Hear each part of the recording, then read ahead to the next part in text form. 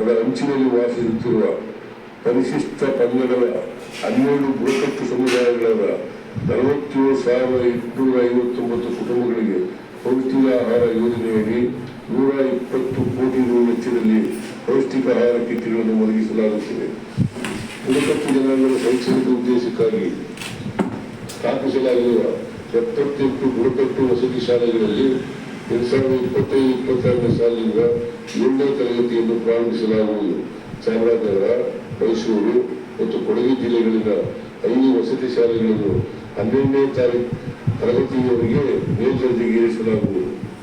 25-26ನೇ ಸಾಲಿನಲ್ಲಿ ಪರಿಶಿಷ್ಟ ಪಂಗಡದ ಮೆಟ್ರಿಕ್ ನಂತರದ 20 ವಿದ್ಯಾರ್ಥಿಗಳನ್ನು ಹೊಸದಾಗಿ ಪ್ರಾರಂಭಿಸಲಾಗುವುದು. ಕಿರು ಅರಣ್ಯ ಉತ್ಪನ್ನಗಳನ್ನು ಸಂಗ್ರಹಿಸಿ ಸಂಸ್ಕರಿಸಲು ನೆರವಾಗುವಂತೆ ಲ್ಯಾಬ್ಸ್ ಸಹಕಾರ ಸಂಘಗಳಿಗೆ ದುಡಿಯುವ ಬಂಡವಾಳ ರೂಪದಲ್ಲಿ ತಲಾ 5 ಲಕ್ಷ ರೂಪಾಯಿ ಸಹಾಯಧನ ನೀಡಲಾಗುವುದು. ರಾಜ್ಯದ ಬುಡಕಟ್ಟು ಸಂಸ್ಕೃತಿಯನ್ನು ಪರಿಚಯಿಸಲು ಮೈಸೂರು ನಗರದಲ್ಲಿರುವ ಬುಡಕಟ್ಟು ಸಂಶೋಧನಾ ಕೇಂದ್ರದ ಆವರಣದಲ್ಲಿ ಬುಡಕಟ್ಟು ವಸ್ತು ಸಂಗ್ರಹಾಲಯವನ್ನು ಸ್ಥಾಪಿಸಲು ಉದ್ದೇಶಿಸಲಾಗಿದೆ.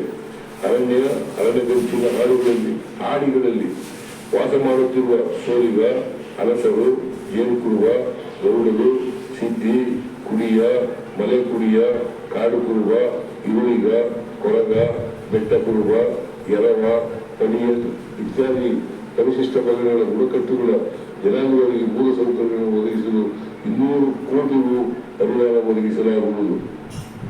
ಅರಣ್ಯ ಮತ್ತು ಅರಣ್ಯ ಮಿಂಚಿನ ಹಾಡಿಗಳಲ್ಲಿ ವಾಸ ಮಾಡುತ್ತಿರುವ 13 ಬುಡಕಟ್ಟು ಜನಾಂಗಗಳಾದ ಜೇನುಕುರುಬ, ಇರುಳಿಗ, ಕೊರಗ, ಸೋಲಿಗ, ಎರವ, ಪಣಿಯನ್, ಅಲಸರು, ಗೌಡು, ಸಿದ್ದಿ, ಬೆಟ್ಟ ಕುರುಬ, ಕಾಡು ಕುರುಬ, ಕುಡಿಯ ಮತ್ತು ಮಲೆ ಕುಡಿ ಈ ಜನಾಂಗಗಳಿಗೆ ರಾಜ್ಯ ಸಿವಿಲ್ ಸೇವೆಗಳಲ್ಲಿ ಪ್ರಾಧಾನ್ಯ ನೀಡುವ ಸಲುವಾಗಿ ವಿಶೇಷ ನೇಮಕಾತಿಯನ್ನು ಕೈಗೊಳ್ಳಲಾಗುವುದು.